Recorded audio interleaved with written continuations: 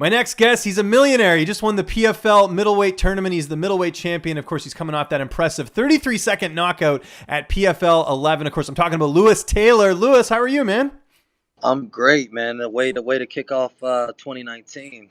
You know, everybody be like, "Oh, 33 seconds." You know, it was a lot of work, a lot of time went into those 33 seconds. I'm just glad that I was blessed enough to come out victorious. Yeah, it was a long road coming for you to get a moment like this, to win $1 million, to win the title and everything like that. I talked about it there. You're a millionaire. Has that sunk in yet? I know you're on vacation, but I know sometimes it takes some time to process a big moment like this.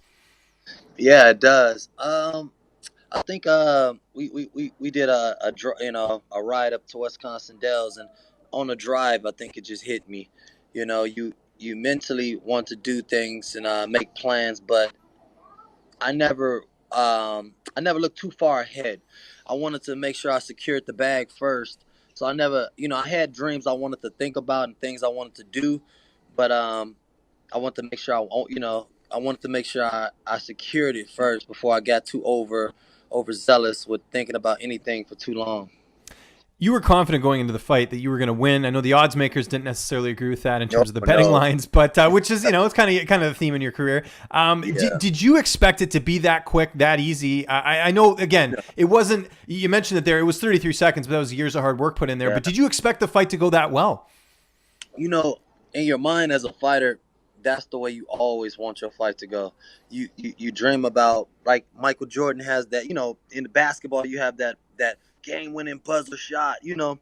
So for me, that was probably the equivalent to a buzzer beater if I was playing ball. Um, so you do dream about it, throwing one punch and a fight being over. But then at the same time, you keep reality like, yo, this is a 5-round championship fight. So if you dream too long, it'll make you soft. Yeah. And so you go out there, you get the knockout. Is vindication, is that the right word to sort of describe that moment? Because you were released from the UFC. You've been counted out numerous times. I mean, you look at your age. A lot of people weren't expecting you to win this. Do you feel vindicated after getting that?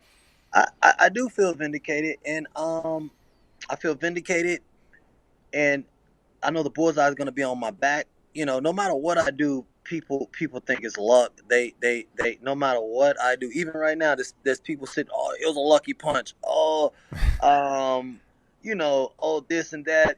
I'm like, bro, just keep counting me out, and I'm gonna keep cashing these checks. Whatever. Yeah. And of course, that took place on New Year's Eve. How did you celebrate after the fight? How did you ring in the New Year? The PFL set it up great, man. They had ballrooms rented, open bar. The CEOs and the men, the staff, everybody just mingled. I didn't have to worry about nothing. Got back to the hotel, they hooked it up, man. PFL is a great place to be. One of the guys that was there with you in the cage that night, Bilal Muhammad, I know a good friend of yours who's also had some good success. What did it mean to get this for him as well? Just a close teammate and someone who I know has been a big supporter of your career. He left his emotions all in the cage. The world saw what it meant for him. The photos and just the sprint. He probably was over the cage before a boost hit the floor. Yeah. you know, uh, you know, I was. It took me a while to really smile because you like I said, you plan so long and you work so hard, and all the sparring, all the hours, all the running, all the steps, all the sacrifices. I had deaths in my family. I had deaths up until a couple weeks out. I couldn't even go to the funerals. I was just focused. People calling me mad I didn't show up. Don't understand the grind that it takes to be a fighter. And I'm like, look, man, I got the biggest fight of my life ahead of me. You know, Jeff and the people who passed would want me to continue on my path, and all those sacrifices, one punch, all those prayers, it all just came into the, and then plus what it did for PFL, opening up that card, opening up the card, first fight, first chance. I'm sure they didn't see it that way. You know, um, it was a historic moment for both of us, and I'm glad I was there to share it with them.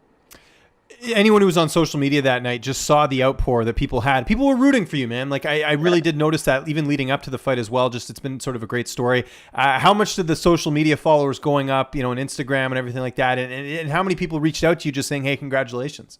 Yeah, probably a couple hundred, easy. My social media following still really small, but I appreciate every one of the followers and everyone who's in my corner, who's been in my corner, and the ones who will join the bandwagon. 2019 is gonna be a real important year for me. It's gonna be a year where like the target's gonna be on my back. I'm not, they can't. I mean, I don't know what they might, if they're retarded enough to make me the underdog again, so be it. I'll still go in there and kick ass. But I'm expecting people to be gunning for me, and I'm expecting to repeat what I just did.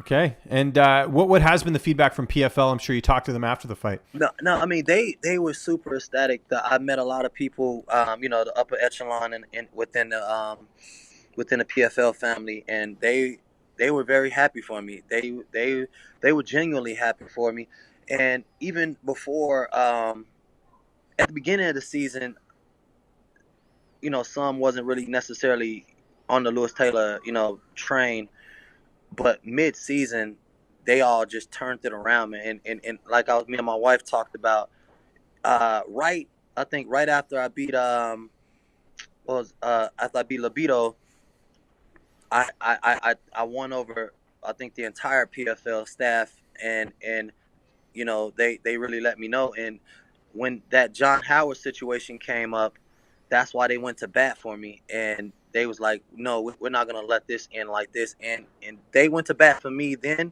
and it paid off for both of us now. I agree, and it certainly worked out well. Obvious question. We've heard sort of the rumblings. You're gonna, put some of the money in real estate, but what are the plans with the money now that you've had a couple of days to digest it all? Oh, the plans ain't really it's gonna stay the same, Of course, small gonna go in investment, but pay off the house, a couple up for the kids, and a million's not what it used to be. Right. Taxes, management fees, camp, so pretty much that'll be it. I'll have a good 50, maybe 100 to play with as investments go along, and from there I'll just break that down into four categories, and try to get four different investments going up, and hopefully one hits and I can repeat and rinse and keep that cycle going. What about the rest of this year? Have you talked to PFL about coming back and all that? Because what is the rule with the champions? Like it's not like you still would have to go through the playoffs and the regular season like everyone else, Yeah, right? yeah. It's been it is a negative story out there about what might happen. I don't want to release it. I'll talk to them. It was getting out there during the event, and the people who was releasing it was getting cursed out. So I'll keep my mouth shut and see how that plays off. But if that does come back, we'll be sitting down for another interview soon. But putting that to behind me, hopefully we'll be ready to roll, and they're gonna bring back all the champions for a continuing season. Of course, Ryan, what's his name, just retired. Sean O'Connell. Sean O'Connell, I'm sorry. Yeah, Sean O'Connell just retired yesterday officially, so 205 is going to be open. But I'm sure Vinny will probably be back and try to redeem himself. Uh, people want to see me fight John Howard again. They want to see Abus and Mia fight again. So we got some interesting matchups already in the making if they want to make those matchups. I don't care. We can run it back, first fight of the year. We can do it again. I'll take either one of those guys, or whoever they put in front of me. I don't want the easy road. I want to show these people that I'm not a joke. It wasn't a fluke, and I'm here to stay. And as far as I know, because you are the champion, like you're locked into PFL now, so there wouldn't be a potential for you to go, say, to the UFC or to Bellator, because right now you're with the PFL. I don't really know. There might be a window. Like I said, I don't want to get into that scenario. Of course, yeah. Don't want to get into trouble. Yeah. Um. But it's all, the ball's in their court. Yeah. The ball's in their court. I'm more than happy with them. The UFC has been my dream, but the UFC didn't believe in me. PFL did, and I'm a loyal person. So, the UFC had plenty of opportunity to put food on my plate. They didn't. So I'm not gonna jump ship just because of,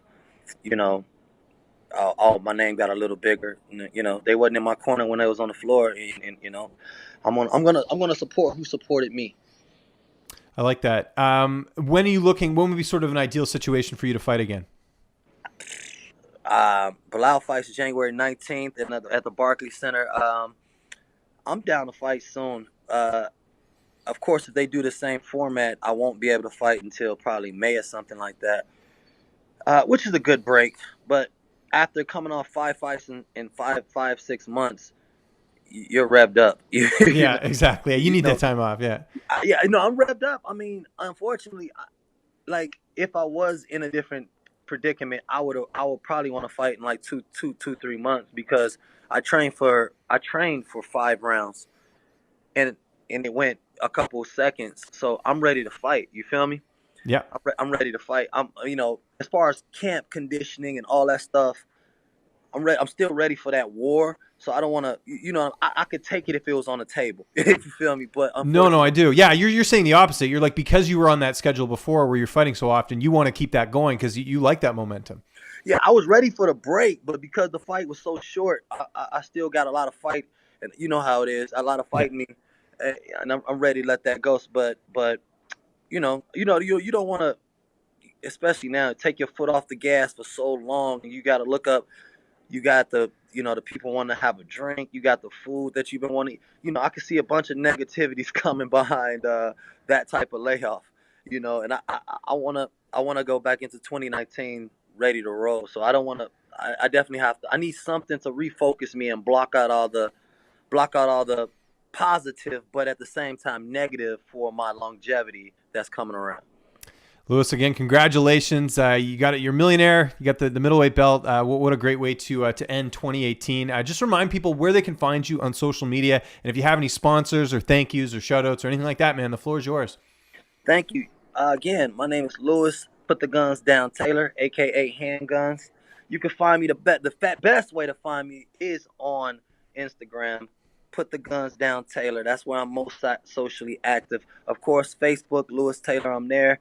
Look out for me soon. My sponsors, my biggest sponsor, Onward Athletics. They got the best boxing gloves in the business. I just fought 5 times in 5 months, and my hand still ain't broke. Get you some Onward gloves. And English Soul. If you like your Michael Jordans fresh, that's the place to go. EnglishSoul.com. And thank you for having me on today.